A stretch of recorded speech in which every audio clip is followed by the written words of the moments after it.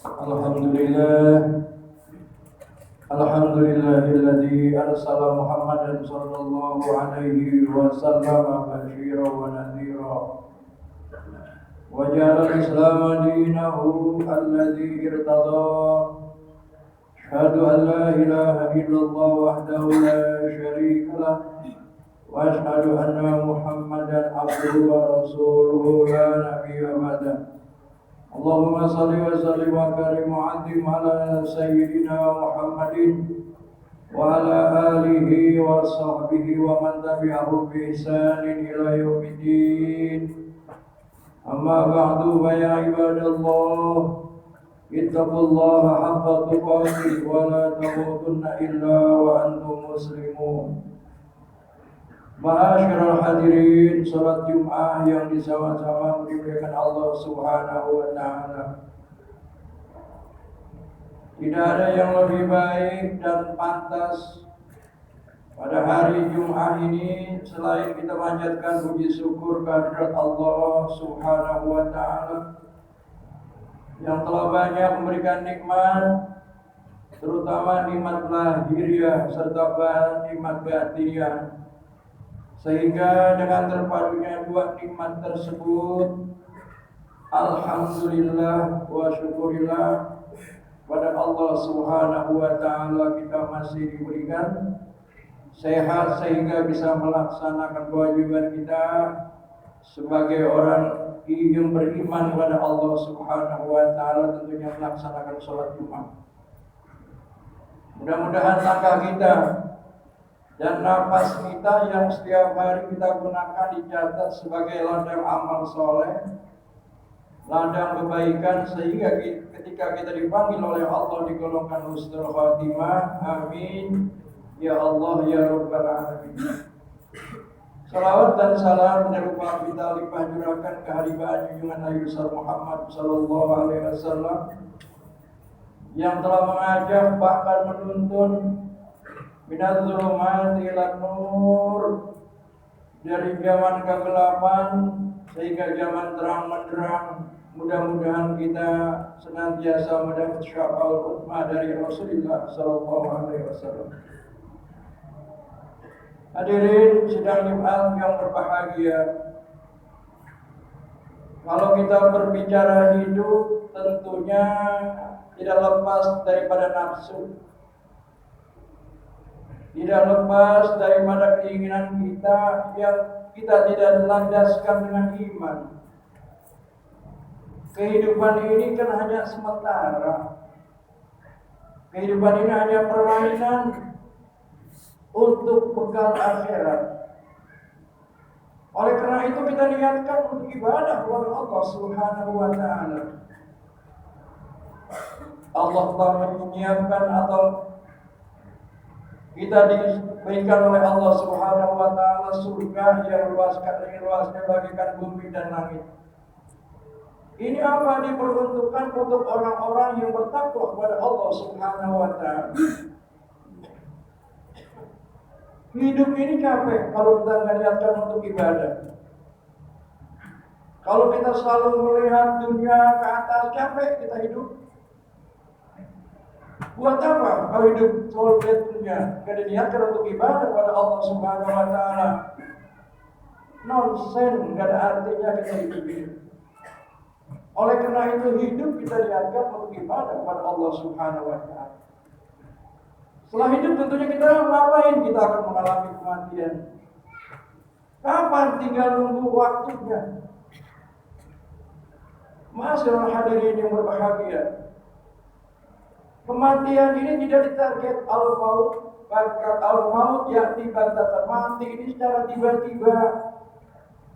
Yang sehat mati, yang sakit mati, bahkan yang sudah bertahun-tahun sakit tidak mati, yang sehat mati. Ini prediksi manusia kadang-kadang lupa kalau gue masih muda, barangkali umur gue masih panjang. Enggak. Umur urusan Allah. Ketika kita mati, nanti kita akan ditanya oleh Allah Subhanahu wa taala. Bahkan kadang-kadang kita berpikir sebagai orang yang beriman, karena jauh Al-Quran, Jauh sama perintah Rasul Sallallahu Alaihi Wasallam. Kalau mati mah kalau jadi bangkai, ya mau jadi bangkai, betul. Tapi ruh tetap ada. Makanya malaikat Jibril bertanya kepada Rasulullah SAW, "Yas'aluna 'anil ruh." Dia bertanya tentang masalah ruh. Ar-ruh min ahli Rabbi. Ruh ini urusan Allah. Ketika kita mati, ruh kita ada. Kita tua, ruh kita ada, tapi ruh kita nggak ikut tua. Ruh kita tetap ruh kita muda. Kenapa? Ruh urusan Allah Subhanahu wa Ta'ala. Kalau gue udah mati kali gak disiksa oleh Allah Subhanahu wa Ta'ala, udah tampil, udah sakit-sakitan, ruh datang di alam barzah, di alam kubur menghampiri kita. Apa kata ruh? Saya kecewa. Saya betul-betul kecewa pada diri kamu, pada jasad kamu nempel. Gak pernah hidupku menyembah pada Allah Subhanahu wa Ta'ala. Nanti ruh begitu.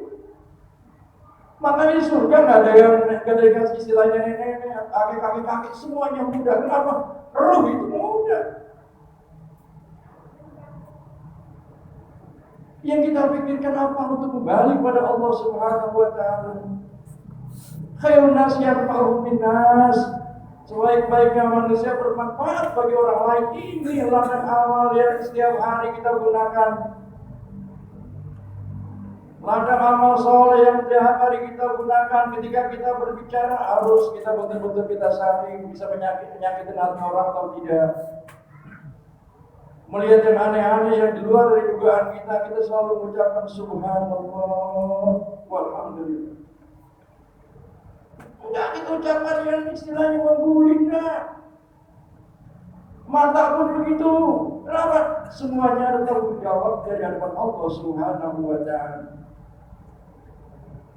Ma'asyiral hadirin yang berbahagia. Kemudian dalam kehidupan ini apa lagi yang kita jalankan? Mudah.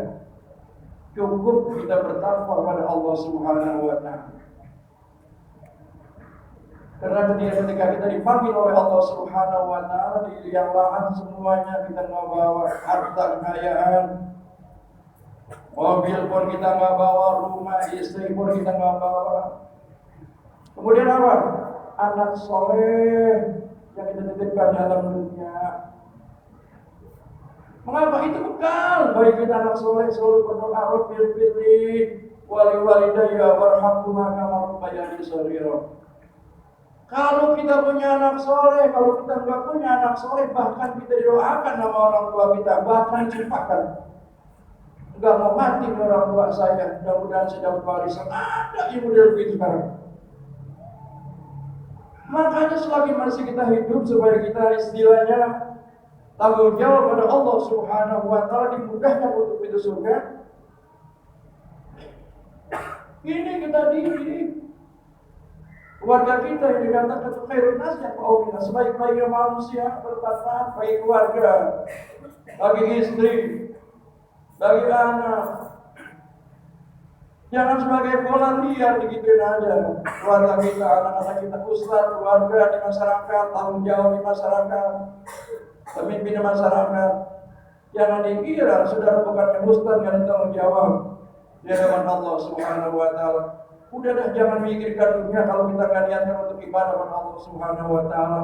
Hampa kita jadi kuburan gelap. Ma'asyiral hadirin rahimakumullah. Kalau anak kita nggak didik, Masya Allah kita sangat rugi, sangat binasa kita. Bahkan dia melawan nanti pada orang tuanya, pada ibu bapaknya. Kenapa? Pendidikan orang tua dangkal. Ini yang kita takut. Saya bukan takutin. Selalu berdoa untuk kita sebagai orang tua. Setiap pagi sholat kita baca Al-Quran. Karena Al-Quran kalamullah, petunjuk Allah.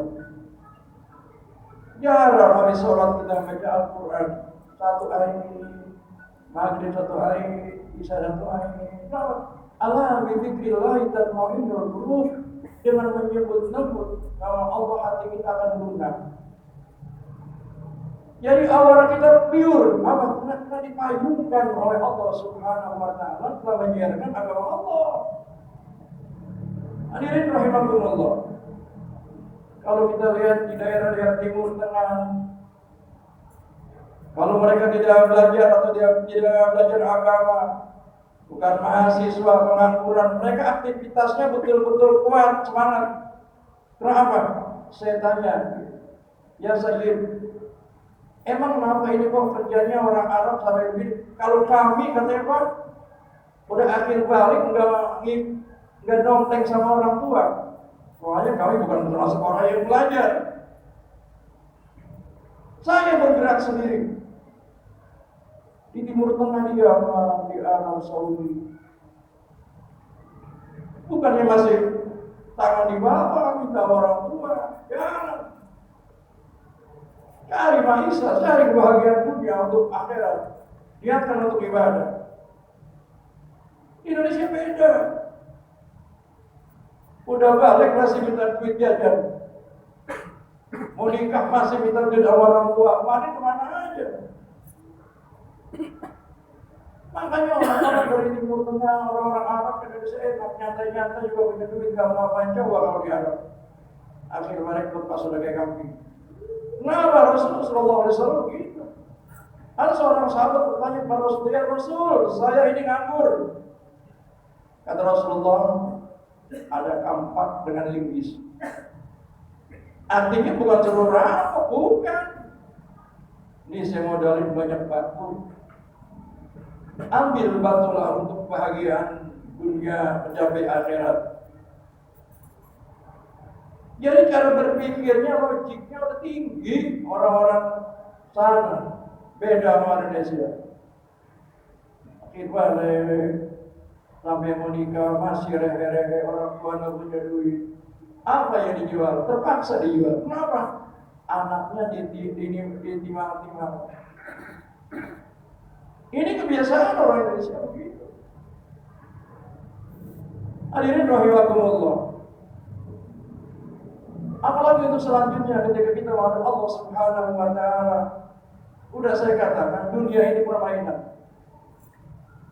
Emang kita nggak tergiur kepada Allah Subhanahu wa Ta'ala yang dikatakan Al-Qur'anul Karim. Wasari'u ila maghfiratin min rabbikum wa jannah 'arduha as-samawati wal ardh uiddat lil muttaqin. Wasari'u, cepat-cepat beristighfar kepada Allah Subhanahu wa Ta'ala, minta ampun. Yang jaminannya kata Allah Subhanahu wa Ta'ala surga yang luasnya bagaikan langit dan bumi, uiddat lil muttaqin, diperuntukkan untuk orang-orang yang bertakwa kepada Allah Subhanahu wa Ta'ala. Di luar sana wallahu a'lam. Kita termasuk orang yang bertakwa. Kalau Jumat pun kita paksakan diri kita, anak kita, tetangga kita ajak. Dakwah begitu, seorang dai mengajak. Kenapa? Kewajiban bagi kita. Kewajiban untuk menerapkan akidah pada Allah Subhanahu wa Ta'ala. Tauhid kita terapkan kepada lingkungan, kepada keluarga. Agar apa? Kita selamat dunia dan akhirat. Rabbana atina fid dunya hasanah wa fil akhirati hasanah wa qina adzabannar. Bahagia di dunia dan selamat di akhirat, itu yang kita minta. Intinya apa? Jangan tinggalkan sholat di lima waktu. Ada orang mengaku Islam, mengaku iman kepada Allah Subhanahu wa Ta'ala, kadang-kadang sholat ditinggal. Bukannya lupa, sengaja. Jangan. Ada hitungannya, kecuali anak-anak.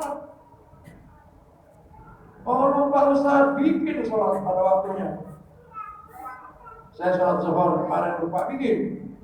Oh nggak ada kitabnya Ustaz, kitabnya dari hati kita pada Allah Subhanahu wa Ta'ala. Ini apa, penerangan-penerangan seperti ini penting buat kita. Untuk apa? Untuk pada Allah Subhanahu wa Ta'ala. Nangis, sedih kita kalau kita menghadap Allah, kembali pada Allah, tidak punya amal soleh. Rugi ya Allah, Masya Allah. Oleh karenanya saya selalu menekankan kerjakan kebaikan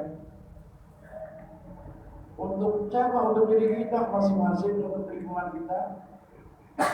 Jangan terlalu bergegabah hidup seakan-akan dunia akan kita bawa semua. Jangan.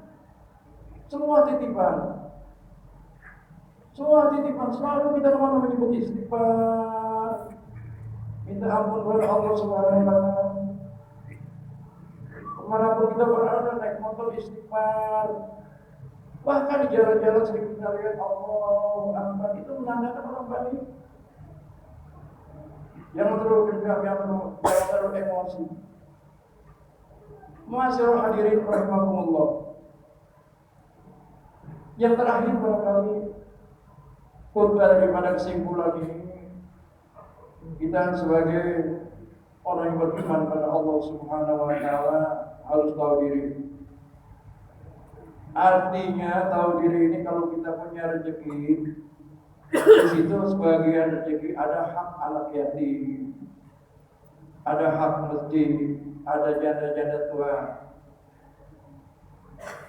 Mengapa orang-orang selalu yang sukses mengatakan, apa usahanya sukses? Ya biasa aja, kata Ustaz.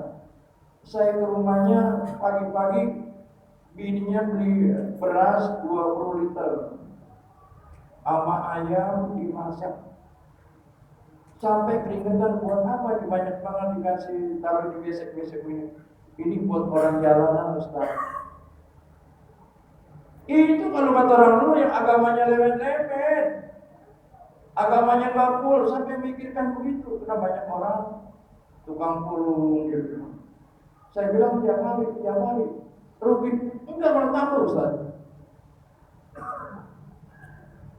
Nah terus setelah itu katanya Ustaz, kalau ada orang yang meninggal, orangnya susah, saya beli kain putih, Masya Allah. Saya bilang saya kalah. Tapi katanya Ustaz, orangnya yang rada-rada enggak semuanya, yang orang mampu. Saya lihat mobil lahannya, truknya, ekspedisinya tambah. Ini apa? Keberkahan dari hari Jumat, bersedekah dari hari Jumat. Kita udah sejauh mana? Jauh kan muhasabah diri, hitung-hitung diri kita, bersedekah nggak tiap hari Jumat? Kanan kiri udah kita lihat tuh, anak yatim lapar sama tidak, jajan sama tidak ada. Ini yang salah kaprah. Rokok bisa kita beli, anak yatim kita nggak kasih duit, wakil miskin kita nggak satu, yang tak tua gede, bagaimana rezeki berkah? Apa sih yang dimaksudnya rezeki berkah? Di duit di kantong masih ada, yang lain udah datang lagi. Wah, itu namanya berkah. Kenapa? Kita selalu ditanamkan di hati kita dari Allah Subhanahu wa Ta'ala. Selalu kita enggak uzur pada Allah, uzur pada Allah Subhanahu wa Ta'ala. Nah, hidup ini hanya sementara. Titipan apa yang kita bawa, apa yang kita hadapkan oleh Allah Subhanahu wa Ta'ala. Jangan berbicara di sini, bicaranya nanti di hadapan Allah Subhanahu wa Ta'ala. Siksa Allah sangat pedih.